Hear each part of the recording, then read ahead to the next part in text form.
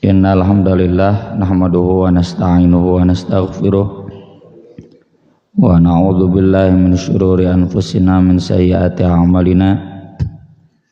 Asyhadu an la ilaha illallah wa asyhadu anna Muhammadar Rasulullah sallallahu wasallam alaihi wa ala alihi wa sahbihi wa man tabi'ahum bi ihsan, amma ba'd.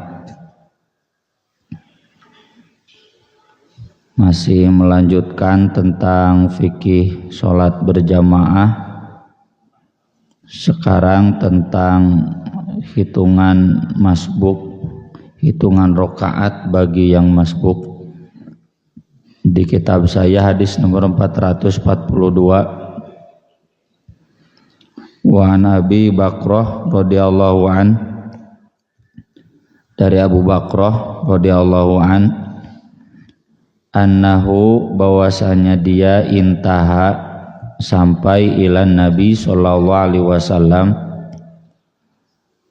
ke Nabi sallallahu alaihi wasallam yang sedang sholat berjamaah, wa huwa raki'un, Nabi sedang ruku.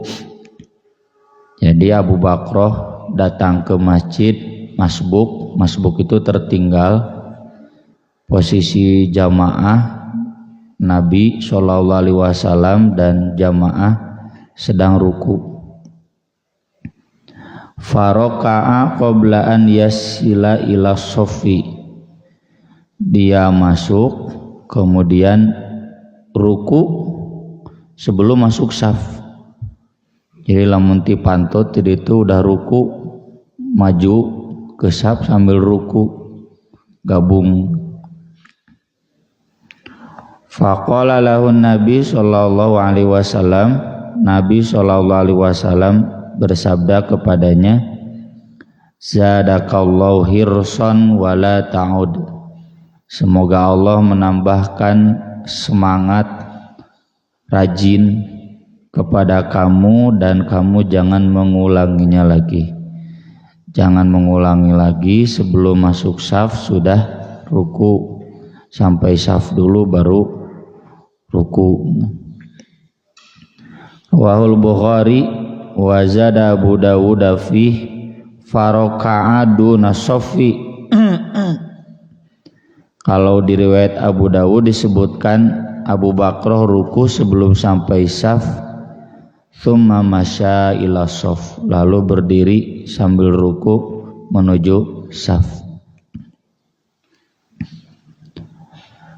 Yang jadi pertanyaan, mengapa Abu Bakrah maksakeun ruku? Ini kata para ulama jumhur, karena Abu Bakrah tahu yang masbuk itu asal dapat ruku, kaburu keneh ruku, itu dihitung satu rokaat. Rokaat itu, ar-rokaatu itu artinya ruku. Disebut ruku, rokaat, lantaran standarnya ruku. Dan ini dikuatkan oleh hadis-hadis yang lain yang saling menguatkan. Contohnya man adrokal imam wa huwa ruku, tuh mendadak lupa deh.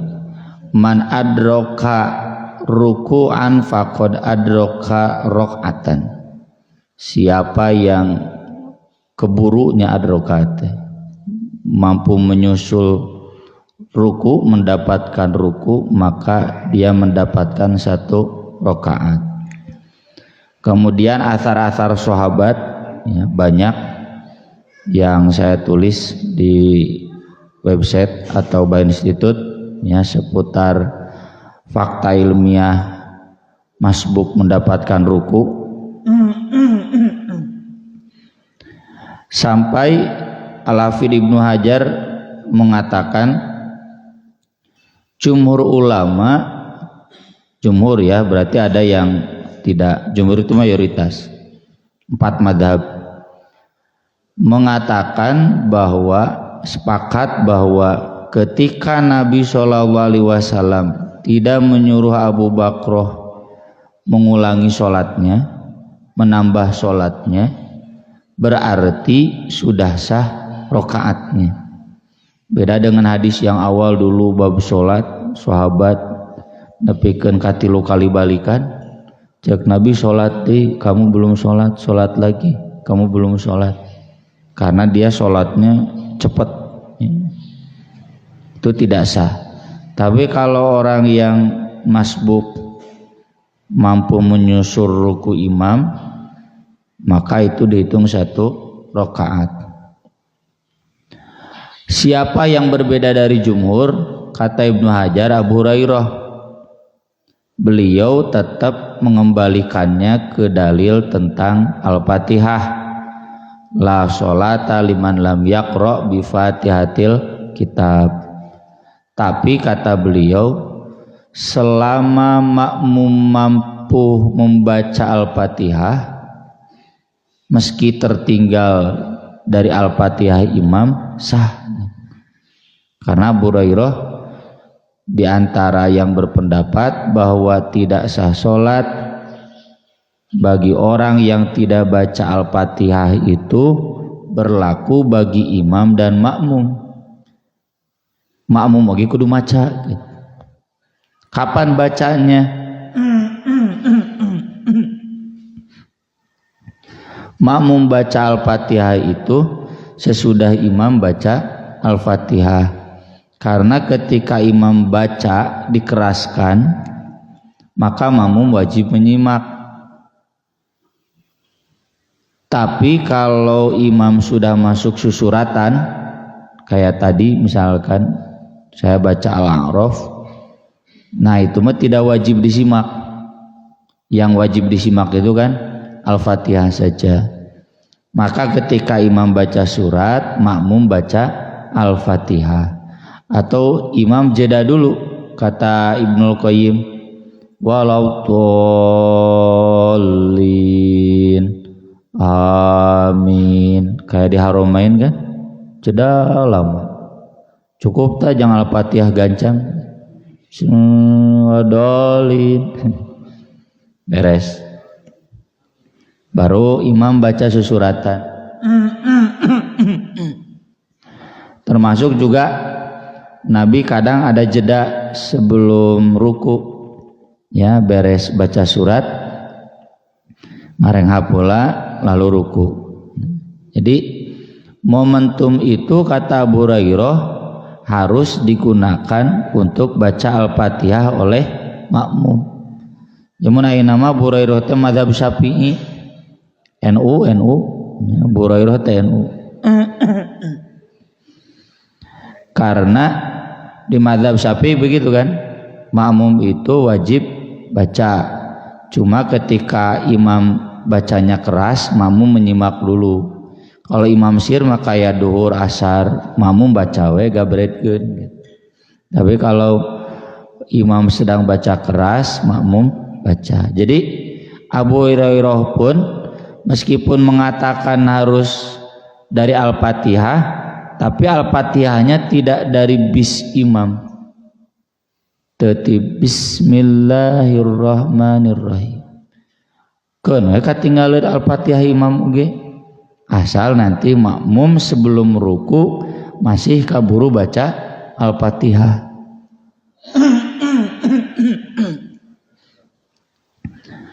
Nah, lalu yang ketiga ada yang baru. Yang baru itu yang tadi, kalau ketinggalan bis, udah ya ketinggalan bis. Bis itu bismillah. Allahu Akbar. Bapak bismillah magis Allahu Akbar, bisna tinggalan. Maka itu ketinggalan bis. Ketinggalan bis artinya tidak dihitung 1 rakaat, karena menurut pendapat ini bahwa Al-Fatihah itu dihitung, rakaat itu dihitung dari Al-Fatihah, dan makmum wajib menyimak Al-Fatihah. Kalau imam jahar tidak wajib baca, bahkan nggak boleh baca, harus menyimak. Itu mazhab Syekh Albani juga demikian, Hanbali. Jadi kalau imam jahar kita nggak boleh membaca, harus wajib menyimak, kecuali kalau sholat duhur, sholat asar atau rakaat ketiga, rakaat keempat makmum wajib baca. Kalau wajib menyimak ya sudah, nggak ada kewajiban baca karena Al-Fatihahnya sudah diwakili oleh imam. Ini mazhab Hanbali, mazhab Salafi. Jadi kalau ketinggalan bis, udah ketinggalan rakaat, mantap pas datang bismillah, nggak cenai musa batang heula. Ngaroko heula cenah geus tinggalin. Kagok lebar cenah teu dihitung. Nah, di antara tiga fikih ini tentu kita harus saling menghargai ya, tidak usah debat lah. Bapak misalkan ikut yang ruku, jadi kaburukan ruku masbuk kan teu nambah, cek bapak nu wajib Al-Fatihah nambah cenah rakaatna kurang, cek bapak mun saya nambah rakaatna leuwih, kurang leuwih. Jadi bikin kapasehat, bingung malaikat oge nu parasehat. Nah dari itu udah aja, kalau ada yang berpendapat dari ruku, kalau dihitung mayoritas yadullahi ma'al jamaah, tentu itu yang tepat ya, dan hadis-hadisnya banyak kuat, asar-asar sahabat penunjangnya. Kalau yang mau ikut Al-Fatihah, kalau boleh saya usul minimal ikutnya Abu Hurairah. Jadi ente jika tadi tiang aduh tinggalin bis rugi saya udah lah. Tapi kan masih sempat baca Al-Fatihah sebelum ruku. Apakah ini tidak bertentangan dengan hadis la sholata liman lam yaqra bi Fatihatil kitab? Kalau menghitung masbuk rokaatnya dari ruku, jawabannya tidak. Hadis-hadis Nabi nggak boleh dipertentangkan. La sholata liman lam yaqra bi Fatihatil kitab itu kan dalilnya umum. Secara umum sholat itu dihitungnya dari Al-Fatihah, kecuali bagi yang masbuk masih kaburu ruku, maka itu sah satu rakaat. Bagi masbuk yang ini wajib Al-Fatihahnya di rakaat berikutnya. Hitung ada pemahaman anu penting kaburu ruku, pas Al-Fatihah keluar heula ke masuk deui ruku gitu. Rakaat katilu keluar heula, oh eta mah enggak boleh, tidak sah ya. Jadi kewajiban baca Al-Fatihahnya itu ada di rakaat kedua, ketiga, keempat. Untuk rakaat pertamanya ada rukhsah, ada keringanan karena dia masih dapat ruku bersama imam. Dan bacaan Al-Fatihahnya sudah diwakili oleh imam, kan ini sholatnya berjamaah gitu. Jadi fikihnya seperti itu kalau mau pakai madhab jumhur. Tapi sigana di dia bapak-bapak pasti milih madhab jumhurnya. Soalnya ngaratin nambah deui.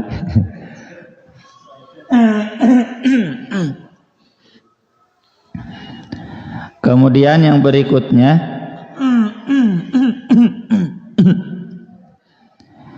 dari Wabisa bin Ma'bad radhiyallahu an, anna Rasulullah sallallahu alaihi wasallam ra'a rajulan yusalli khalfa shafi wahdah.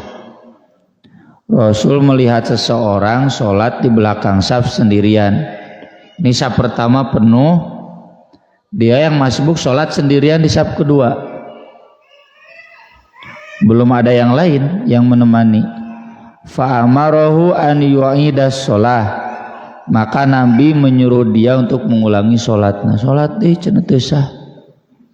Jadi orang yang sholat sendirian di belakang saf, di safnya dia sendirian kayak imam, itu tidak sah.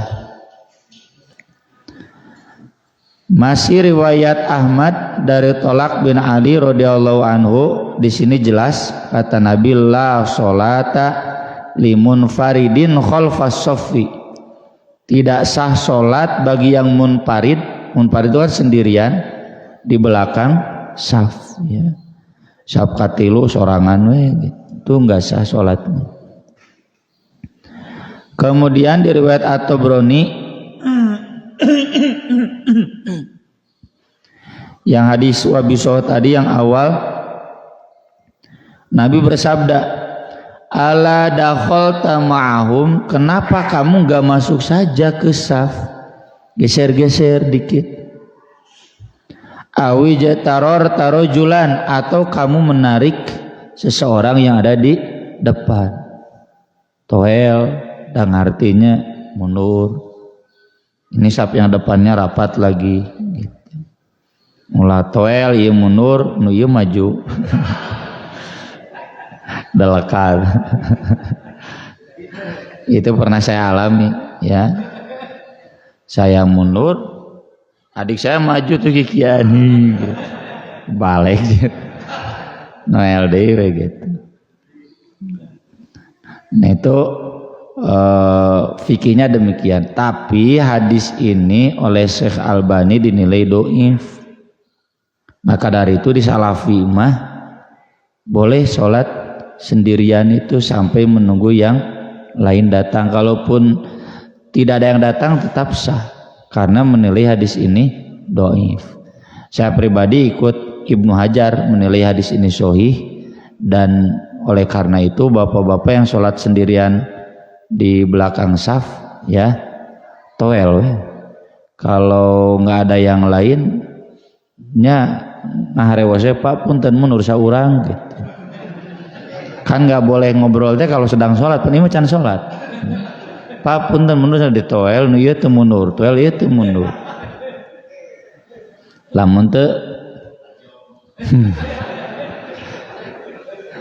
ka imam bitana lah gitu. Jadi boleh ini diamalkan.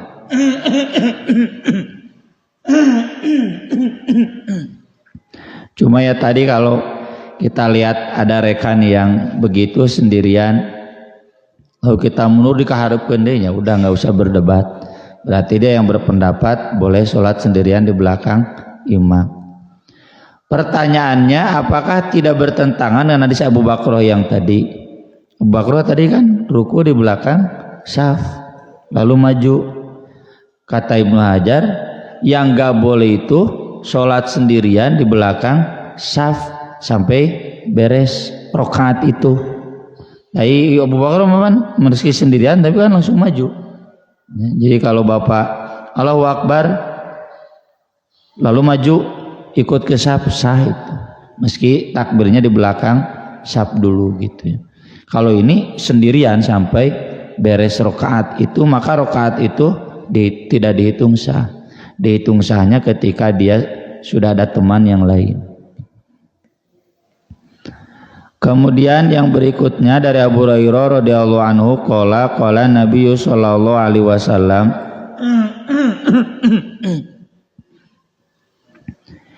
idza sami'tumul iqamah, kalau kamu mendengar qomat, videonya Allahu Akbar asyhadu an wah lompatan pir daguan tahan pir sini.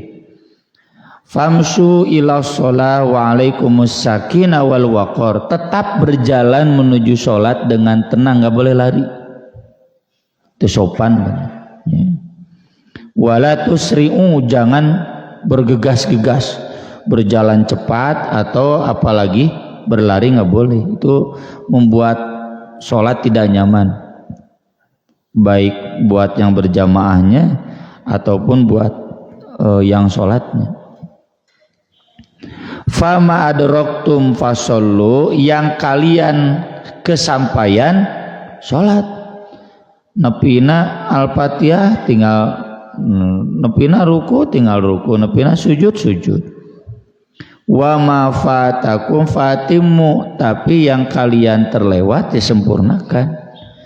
Kalau sampai al-fatihah ruku berarti sempurna, lamun geus i'tidal nya tinggal ditambahan itu menirugi ya, da mual kalaupun tidak dihitung rakaat bukan berarti tidak dihitung pahalanya, tetap pahala nama ya. Pahala itu kan sesuai dengan amal. Kalau dia datang pas i'tidal kan itu ada amal sujud, masa nggak dihitung pahala ya. Meski tidak dihitung rakaat, pahala mah tetap dihitung.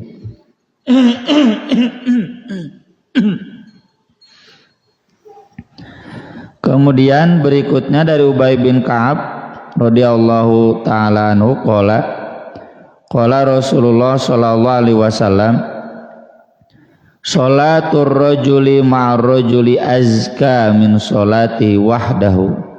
Sholat seseorang dengan seorang yang lain berdua itu lebih bersih daripada dia sholat sendirian. Lebih bersih itu naonna teu malaweung nya, setan susah menggoda, kalau lupa ada yang mengingatkan. Meski di tahap tertentu saya pribadi enak sholat sendirian, bebas maca suratna. Pernah di satu masjid saya sholat, jol aya nu nuturkeun, maneh mah bet nuturkeun urang na jero hate. Meureun teu kuat lila teu ruku-ruku mundur. Jadi kadang kita karena ada yang berjamaah jadi dipercepat bacanya. Wa sholatu ma'ar rajulaini azka min sholati ma'ar rajul. Sholat seseorang bersama dua orang jadi tiga orang itu lebih bersih, lebih baik daripada dia sholat berdua. Wa makana aktsara fa huwa ahabbu ilallahi azza wa jalla. Yang lebih banyak dari itu maka itu lebih Allah cintai. Ini yang sering saya sampaikan, usulkan agar masjid-masjid sesudah adzan itu jangan langsung qomat, karena sasoleh-solehna jamaah masjid anger kadang kan dia sigap sholatnya setelah mendengar adzan, dia baru wudu berjalan. Jadi kasih waktu buat jamaah datang ke masjid. Semakin banyak yang sholat semakin baik, dan dihitungnya kan dari takbir pertama itu lebih baik. Meski kuno ada kayak cenah kabar ruku tetap ya kan lebih sempurna dari awal, itu lebih baik.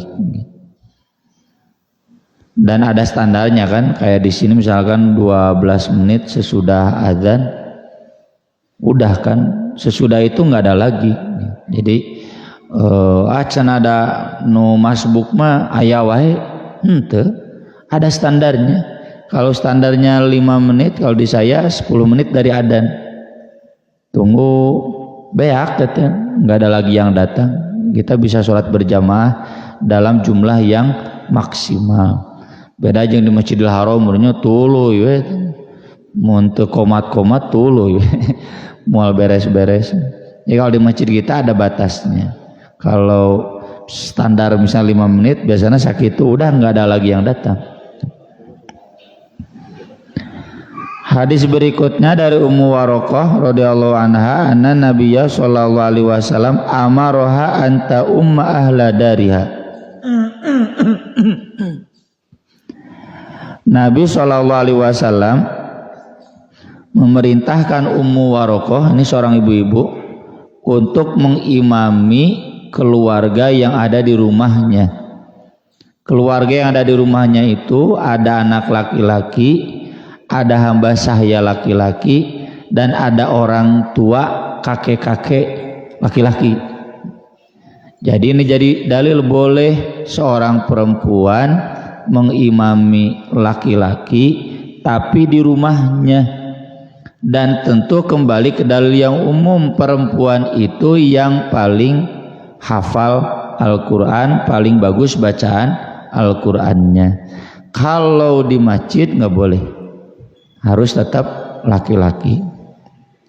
Ya kalau pernah ada cenah dalilnya imam boleh perempuan makmum laki-laki khusus buat di rumahnya sendiri. Ini dalilnya Ummu Waraqah. Kemudian hadis berikutnya dari Anas radhiyallahu anna Nabiyya sallallahu alaihi wasallam, Nabi sallallahu alaihi wasallam kalau safar istakhlafa bana Ummi Maktum, dia mengangkat pengganti Ibnu Ummi Maktum ya ummun nas untuk menjadi imam jamaah sholat wa huwa a'ma, dan dia orang buta.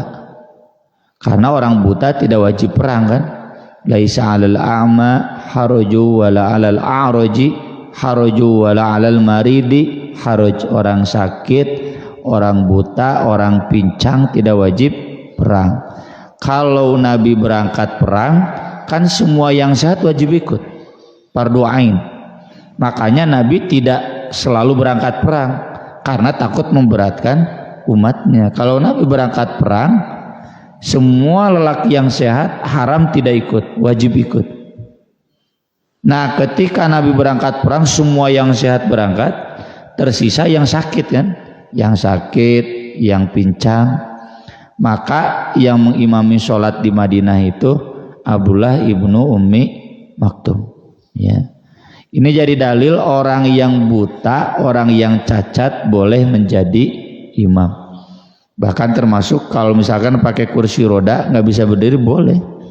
Makmumnya boleh berdiri, boleh duduk.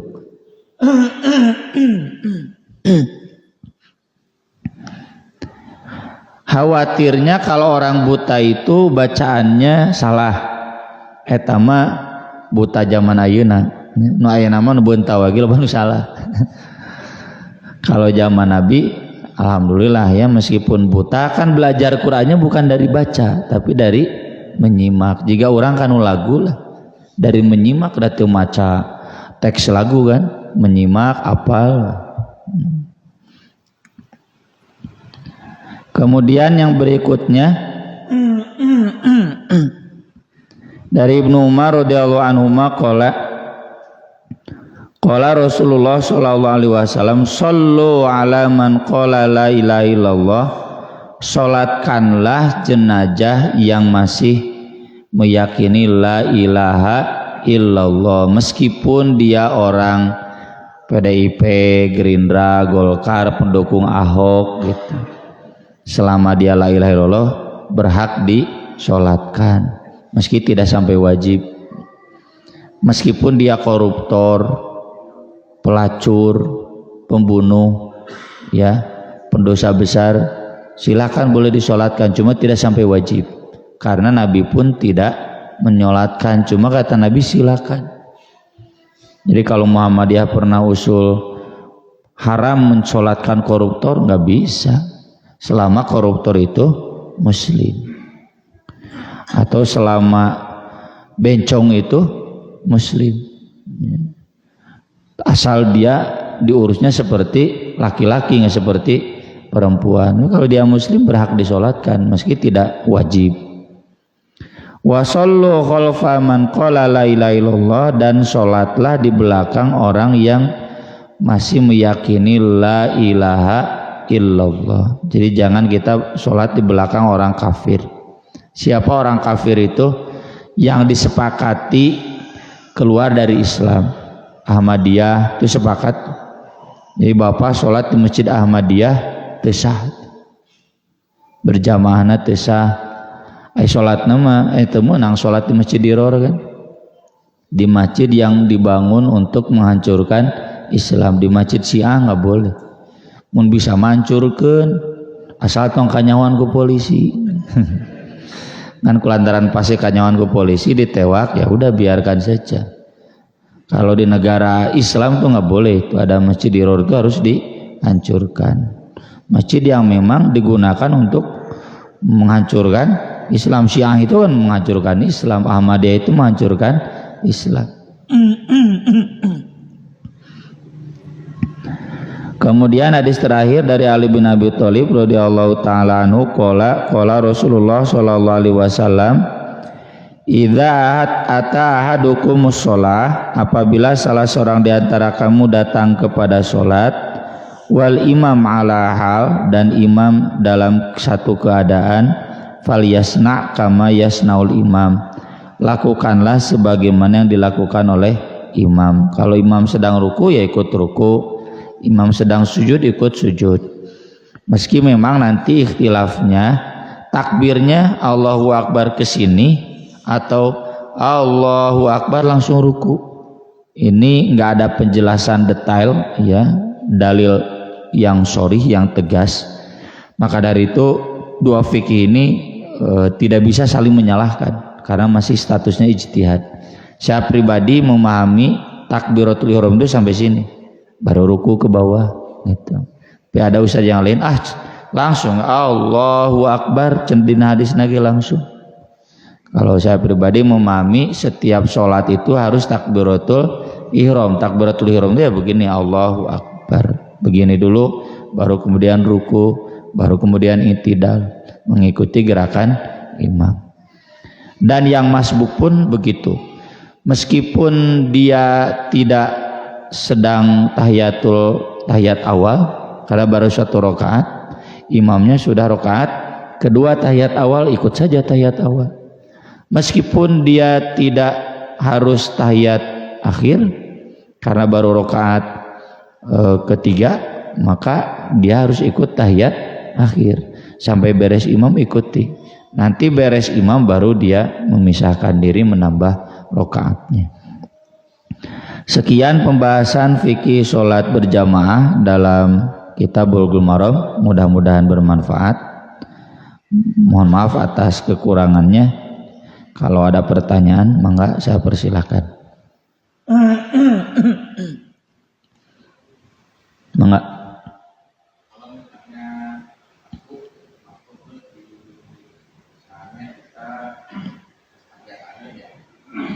Nah itu nanti si imam yang masuk itu posisi duduknya mengikuti imam atau apa? Kalau pakai hadis ini mengikuti imam. Jadi kayak tadilah, bapak itu tidak tahiyat awal, tapi ikutnya tahiyat awal. Kan bapak misalnya yang masuk baru satu rakaat kan nggak ada tahiyat awal. Tapi karena imam tahiyat awal, pakai isyarat lagi, ya bapak ge pakai isyarat tong pada ada abdi mulai tahiyat awal kieu we. Tetap pakai isyarat mengikuti gerakan imam. Demikian hal juga dengan tahiyat akhir, karena imam sedang tahiyat akhir, ya kita ikuti gerakan imam tahiyat akhir. Iya, duduknya posisinya posisi tahiyat akhir. Yang lain paling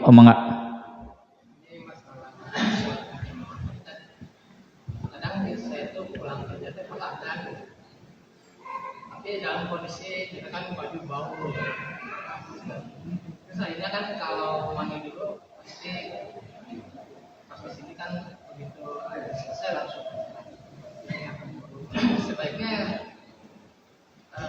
yang bagus seperti apa ya? Kalau saya maksakan di sini ikut berjamaah tapi kita kondisi bau. Sebaiknya bapak beli parfum yang bagus.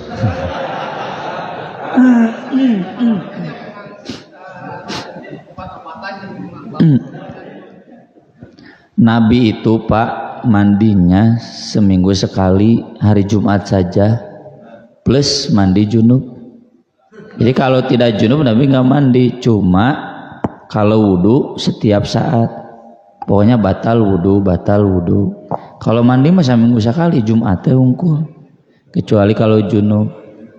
Tapi Nabi selalu harum karena Nabi senang pakai wangi-wangian. Anu teu mandi komo di padang pasir nya pakai sangan aya bau awak. Tapi Nabi tidak memaksakan mandi setiap kali ya. Jadi tapi pakai parfum gitu. Jadi jawaban saya itu pakai dalil, Pak. Agar Bapak tidak terlambat sholat berjamaah, beli parfum yang bagus, minimal teu bau teuing.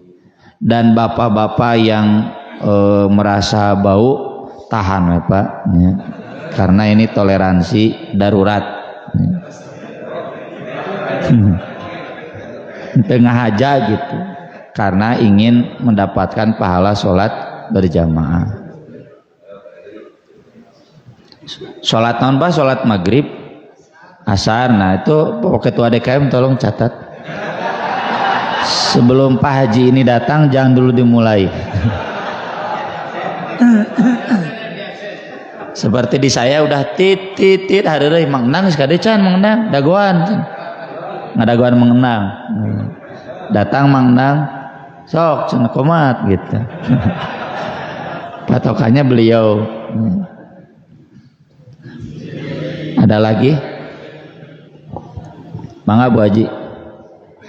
Assalamualaikum. Waalaikumsalam. Saya mau tanyakan, kalau misalkan syarat sahnya wanita dalam aurat apa saja? Misalkan kayak gini ya Pak ya, salat tertutup, mengangkat tangan apa harus terbuka atau tertutup? Ini kan pakai mukena kayak gini. Gimana Ustaz? Minta jadwalnya. Perempuan itu dalam sholat hanya boleh terbuka wajah dan telapak tangan. Telapak tangan itu bukan depannya saja, termasuk dengan belakang. Ini telapak tangan. So ayapanya nu kadieu. Nah, pancena nu menang katelnya telapak unggul tonggong nama teu meunang. Nya otomatis telapak tangan itu segini yang disebut kaf teh. Bukan depannya saja tapi dengan belakangnya. Jadi kalau ibu-ibu begini kelihatan telapak tangan itu sah. Kecuali kalau ibu pas ngangkat mukena ini tangan di luar, ya morosot ka dia, ya kelihatan itu enggak sah. Ya, jadi ibu-ibu harus pakai manset ya melindungi ketika sholat itu. Bahkan itu aurat di luar sholat pun demikian. Kan masalah nate henteu matak teu sah gitu. Kalau sholat mah jadi henteu sah. Ari ibu ka pasar teu make manset mah sah ka pasarna mah. Ngan ieu mun ngajak katingali itu berarti dosa ya, karena tidak apik dalam menutup aurat. Kecuali mun teu dihaja ya, kayak ibu-ibu zaman Nabi. Ini kalau kami menjulurkan pakaian ini kotor, kami kan aktivitasnya di sawah, di kebun. Kata Nabi ya boleh diangkat sedikit. Jangan sampai terlihat sampai ke atasnya. Jadi itu kalau kedaruratan ya boleh. Misalkan ibu naon tukang ngadonan ya sampai ke sini sehingga mansetnya disingsatkeun lah ya boleh. Ya kalau bisa ngadonannya nggak kelihatan di pasar itu. Bagaimanalah diatur-atur seapik mungkin ya agar aurat ibu tidak terlihat. Ada lagi? Mangga Bu Haji. Pakai mic-nya Bu. Ketika kita sedang sholat berjamaah, ada beberapa jamaah yang gerakannya hampir bersamaan dengan imam gitu Pak Ustadz. Ini sebaiknya bagaimana supaya kita ini tidak bersamaan gerakannya dengan imam gitu. Maksud yang makmum ini ya. Tolong dengar bapak-bapak ya, itu kritikan dari ibu. Jadi kita sudah bahas bukan hanya berbarengan, telat pun itu kata Imam Nawawi tidak sah berjamaahnya. Allahu Akbar, imam nangtungkeun gitu. Ikuti imam. Ya. Tapi kalau masih lebih cepat imam sah. Kalau sampai bersamaan sekali itu enggak sah. Maka dari itu amannya tunggu dulu imam bar. Ya, kalau imam sudah bar baru kita gerak. Karena kayak geus ngilu gerak. Jadi sarua jeung imam enggak boleh. Harus mengikuti imam, bukan berbarengan dengan imam, berturut-turut, dan juga tidak boleh membelakangi. Ya. Makasih Bu sudah diingatkan. Cukup? Ya, kalau cukup baik, terima kasih. Mudah-mudahan bermanfaat. Aku qouli hadza wa astaghfirullah li wa lakum. Subhanakallahumma bihamdik asyhadu an la ilaha illa anta astaghfiruka wa atubu ilaik. Wassalatu wassalamu ala Rasulillah. Wassalamualaikum warahmatullahi wabarakatuh.